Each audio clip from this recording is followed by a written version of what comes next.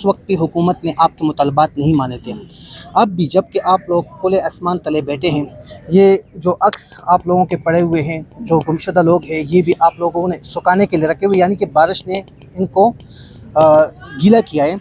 اور کافی ٹائم ہو گیا آپ لوگ یہاں پہ پڑے ہیں۔ ریاست کیوں آپ کی مطالبات جو ہے وہ نہیں مانتی؟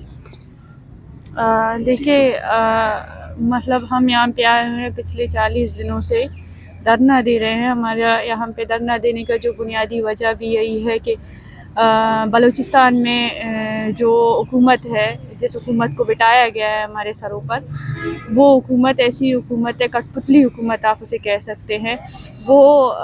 اسے عوام نے نہیں چنا ہے، بلکہ اسے کسی اور نے چنا ہے اور ہمارے سر پہ بٹھایا ہے۔ وہاں پہ ہم سے رائٹ ٹو اسمبلی اور رائٹ ٹو پروٹیسٹ کا حق چھین لیا گیا ہے، اور یہ جو 2 رائٹس ہے جو آئین نے ہر سٹیزن کو دیا ہوا ہے، اسی رائٹ کی بنیاد پر میری بہن ڈاکٹر مارنگ بلوچ اور ان کی جو آپ کہہ سکتے ہیں کہ پارٹی ہے، کمیٹی ہے، ہاں، وہ انہی